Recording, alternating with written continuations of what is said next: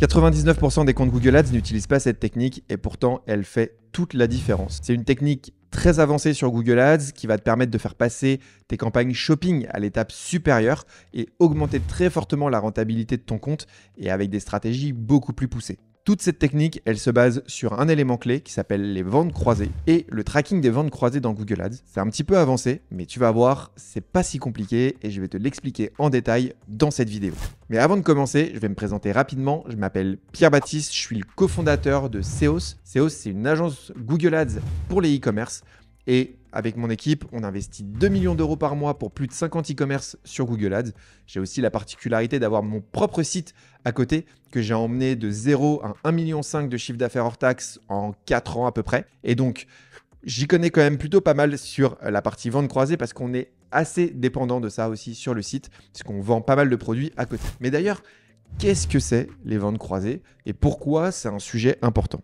Allez, je vais te donner un exemple. On va se retrouver ici sur ce produit-là.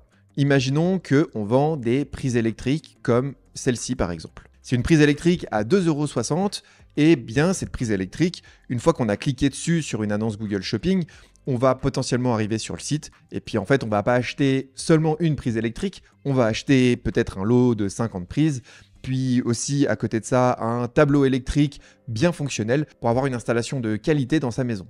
Le sujet, c'est que lorsque tu fais des campagnes sur Google Ads, lorsque la personne va cliquer sur ton annonce ici, le grand, elle va arriver sur ton site et potentiellement, elle va acheter plein d'autres produits, mais tu ne sauras pas exactement quels sont les produits qui ont été achetés. Tu ne sauras pas d'ailleurs si le produit sur lequel les gens ont cliqué a réellement été acheté ou non. Et donc, toi, la question que tu vas te poser, c'est de te dire, est-ce que ce produit-là, c'est un produit d'appel ? Est-ce que c'est une annonce qui me permet de générer des ventes croisées, c'est-à-dire des ventes de d'autres produits sur mon site ? Est-ce que ce produit-là est un produit qui se vend aussi bien sur mon site ?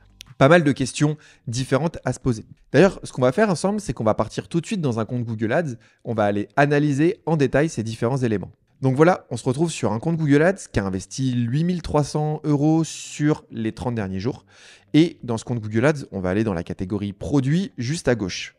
Dans cette catégorie produits, hop, on va enlever le graphique, ça ne nous intéresse pas. On va retrouver tous nos différents produits juste ici. Lorsqu'on regarde du coup les différents produits, moi je les ai classés ici par coût, on peut les classer par conversion, on peut les classer par peu importe. Et il y a plusieurs éléments qui sont intéressants. Par exemple, ici, ce produit-là, on voit qu'il a généré 24,91 conversions. La question, c'est est-ce qu'on a vendu ce produit ? Est-ce qu'on en a vendu plusieurs ? Enfin, tu as compris grosso modo la question. Par défaut, Google va te remonter ici toutes les conversions qui ont été générées suite au clic sur l'annonce de ce produit. Donc, la personne voit cette annonce dans Google Shopping, clique dessus, arrive sur ton site, fait un panier, achète le panier, ça remonte dans Google et ça remontera comme une conversion et la valorisation de cette conversion remontera en valeur de conversion. Mais on n'aura pas du tout le détail, c'est-à-dire qu'on ne saura pas si ce produit a été acheté ou non en fait. Est-ce que c'est d'autres produits qui ont été achetés ou non ? Et pour ça, eh bien, il va falloir rajouter quelques colonnes. On va aller dans colonnes, personnaliser, puis on va aller dans conversion et ici, on va aller rajouter revenus des prospects, unité vendue des produits de l'annonce et revenu des ventes croisées et unité vendue via les ventes croisées. Donc, tu vois, c'est celle-ci les noms des colonnes et tu vas les retrouver du coup dans conversion.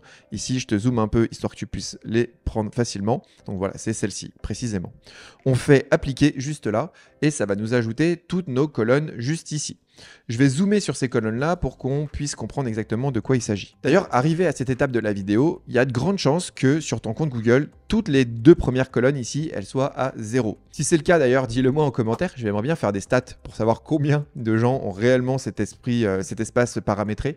Mes paris, c'est qu'il y a 97% des gens qui sont à 0 ici parce que ça n'a pas été mis en place. Si c'est à 0, ne t'inquiète pas, j'ai une solution pour toi, j'en parlerai plus tard dans la vidéo pour te montrer comment mettre en place ce tracking. Donc ne t'inquiète pas, mais en attendant, je vais quand même t'expliquer quelle est la logique qui se cache derrière ces 4 colonnes qu'on vient de rajouter. Les 4 colonnes qu'on vient de rajouter, elles vont nous donner des éléments qui sont super importants. Par exemple, on voit ici, pour cette référence produit, la première ligne qui est juste là, on voit qu'on a généré 263 ventes du produit de la première ligne suite au clic sur cette annonce. Donc c'est à chaque fois suite au clic.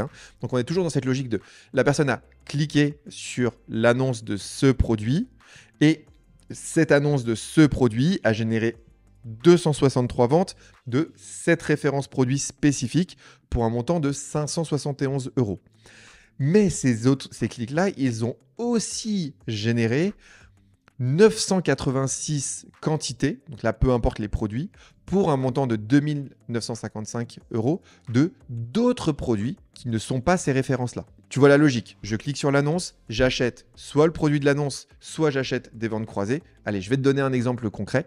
Imaginons, je clique sur ce produit, on est dans ce cas-là. Je clique sur la prise Legrand, je choisis d'acheter la prise Legrand et je mets un tableau électrique dans mon fichier. Dans mon panier, j'achète les deux produits. Remonterons ici une vente d'unités vendues de ma prise électrique. Remontera ici 2,60 € de revenus de prospect. Remontera du coup ici une unité vendue d'un tableau électrique avec le montant du tableau électrique, à savoir ici 270 €. Donc tu vois, on va vraiment séparer les ventes suite aux clics qui sont générés par le produit en question ou par d'autres ventes croisées. Bref, c'était peut-être un petit peu long et tu avais probablement compris dès la première explication, mais je trouvais quand même intéressant de pousser le sujet. J'interromps rapidement cette vidéo pour te dire que si tu aimes le contenu que tu es en train de voir, je t'invite à laisser un commentaire, un like et surtout à t'abonner à la chaîne. C'est ce qui me motive le plus à te proposer des contenus toujours plus pertinents sur Google Ads. Et puis, si tu veux avoir du contenu frais tous les jours, je t'invite à aller sur mon profil LinkedIn. Il est disponible en lien dans la description. Je partage tous les jours des astuces assez poussées sur Google Ads. Je partage aussi des documents, des dashboards, etc. pour pouvoir piloter Google Ads de la meilleure des façons. Donc, je t'invite à aller voir mon compte directement LinkedIn en description et de me suivre sur LinkedIn. Ça va faire vraiment la différence. Allez, je referme cette page de pub et je te laisse avec ta vidéo. Cette analyse-là, elle va te permettre de faire plusieurs choses et notamment, elle va te permettre d'analyser et de comprendre quels sont tes produits qui génèrent le plus de ventes croisées. Donc, par exemple, on va classer par coût et on va voir que, par exemple, ici, notre premier produit, il a généré seulement 7 conversions de son propre produit et 74 d'un autre. Mais on voit qu'en termes de montant, en fait, c'est un produit qui est assez one-shot en réalité. On a fait 15 conversions, on en a vendu 7 de ce produit-là, on achète relativement peu de revenus de vente croisée à côté, probablement quelques accessoires pour le composant, mais il est peu générateur de d'autres ventes. En revanche, celui-ci, il est très générateur de d'autres ventes croisées. On voit que ici, suite à un achat de ce produit-là, on génère derrière 2 900 €, donc quasiment 6 fois le chiffre d'affaires qu'on avait ici, qui est généré ici. On va retrouver par exemple sur ce produit a généré par exemple 3 fois le chiffre d'affaires en vente croisée, etc., etc. Et quand on descend, parfois on va retrouver des lignes un peu comme celle-ci qui sont un peu aberrantes, où en fait tous les clics qu'on a générés sur ce produit-là n'ont pas généré de vente de ce produit en particulier. C'est seulement des ventes qui ont été générées sur des ventes croisées. Et ces produits-là, ils sont particulièrement intéressants. Alors, le gars lambda qui dit ça, qui regarde ça, va se dire « Ah, pas très intéressant si je continue à diffuser sur des produits qui ne génèrent pas de vente directement. » Effectivement, c'est une vision des choses. Il y a une deuxième vision qui consisterait à dire que là, tu viens de découvrir un produit d'appel, un produit qui tout simplement génère peu, voire pas de vente directe, mais beaucoup de ventes croisées. C'est donc un produit sur lequel tu vas pouvoir venir te positionner en termes de prix. Par exemple, une des stratégies les plus poussées sur le sujet consiste tout simplement à prendre ce produit, baisser son prix facial pour être beaucoup plus compétitif que nos concurrents. On sait que Google Shopping est un comparateur de prix. En baissant nos prix, on va remonter dans le classement. En remontant dans le classement, on va s'afficher avec un prix particulièrement compétitif par rapport à nos concurrents. Forcément, on va augmenter notre CTR. Notre CTR, c'est notre click-through rate, c'est notre taux de clic sur notre annonce.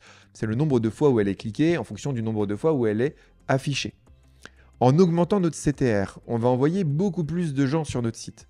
En envoyant beaucoup plus de gens sur notre site et avec les statistiques que l'on a de nos ventes croisées, on risque de générer beaucoup de ventes croisées, même si on ne vend pas ce produit directement. Ce qui fait que la baisse de prix qu'on aura pratiquée va nous générer beaucoup de business sans nous faire perdre d'argent, parce que même si tu n'étais par exemple plus rentable à cause de ta baisse de prix sur ce produit, vu que de toute façon, tu ne vends pas ce produit, eh bien tout simplement, tu vas quand même générer du business ailleurs et de la marge sur d'autres catégories. Je ne sais pas si la gymnastique est facile à comprendre, Si ce n'est pas le cas, c'est que je sais peut-être pas forcément très bien l'expliquer, mais n'hésite pas à me poser tes questions en commentaire si tu veux que je t'explique un peu plus en détail. Mais c'est là où il y a toute la puissance des ventes croisées, c'est que tu peux identifier les produits sur lesquels aujourd'hui tu peux te permettre d'investir plus parce qu'ils te génèrent beaucoup de ventes à côté. Bon, maintenant, la question à se poser, c'est comment on installe un tracking de ventes croisées vraiment qualitatif. Et bien pour ça, il va falloir utiliser Google Tag Manager. Si tu n'utilises pas du tout Google Tag Manager et que tu ne sais pas ce que c'est, je t'invite à regarder cette vidéo dans laquelle je te présente en détail comment utiliser Google Tag Manager pour faire un tracking de qualité sur ton compte. Et puis, tant que j'y suis, je te mets aussi une vidéo ici pour faire un tracking ultra haut de gamme sur Google Ads. On ne parle pas notamment de ventes croisées dans ce tracking-là parce que c'était trop avancé, mais maintenant, dans cette vidéo, je vais te présenter en détail comment regarder les ventes croisées. On va dans un compte Google Tag Manager. Donc là, on est dans mon compte Google Tag Manager, qui est un compte Google Tag Manager pour Shopify. C'est du coup la balise Shopify que j'ai développée. À nouveau, si tu veux mettre en place un tracking Shopify très haut de gamme qui fonctionne avec les événements clients, je t'invite à regarder cette vidéo où je te présente en détail comment le faire. Là, ce que je vais te présenter, ça fonctionne pour tous les CMS, que ce soit Shopify, PrestaShop, Magento, enfin peu importe. Donc imaginons qu'on arrive sur ton compte. Ici, par exemple, j'ai une balise Google Ads achat hors taxe, hors frais de port qui est juste ici. Lorsque tu ouvres cette balise-là, tu vois que ici, il y a un onglet fournir des données sur les ventes au niveau des produits. Je vais zoomer un petit peu pour qu'on puisse regarder ça plus en détail. Et ici, on nous demande plusieurs informations. On va nous demander l'ID du marchand. Ici, il va falloir remonter l'ID de ton compte Merchant Center. Ici, c'est le pays FR et ici, langue FR pour tout simplement les langues de ton flux. Ici, c'est les variables de coupons. Donc, c'est si tu as mis des réductions sur tes paniers pour pouvoir les remonter.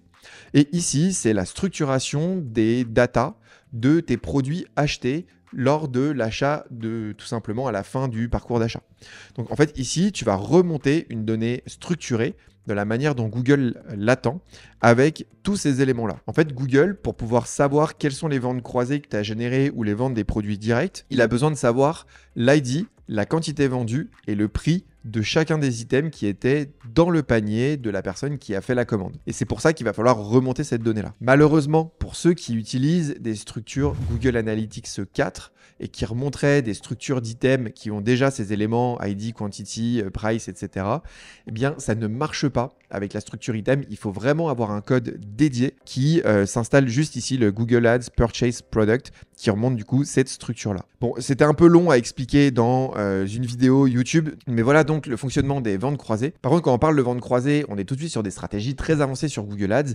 Et souvent, je me rends compte que les fondamentaux ne sont pas respectés sur la plupart des comptes Google Ads que je vois. Donc, je t'invite à regarder cette vidéo où je t'explique les 42 points d'analyse de ton compte Google Ads pour vraiment travailler les fondamentaux afin d'aller travailler vraiment les éléments qui vont faire toute la différence sur ton chiffre d'affaires. On parle de tracking, de performance max, de shopping, de search, etc. Donc, je t'invite à regarder cette vidéo. Elle est exceptionnelle. D'ailleurs, on s'y retrouve dès maintenant. Je te laisse cliquer juste là. Allez, ciao!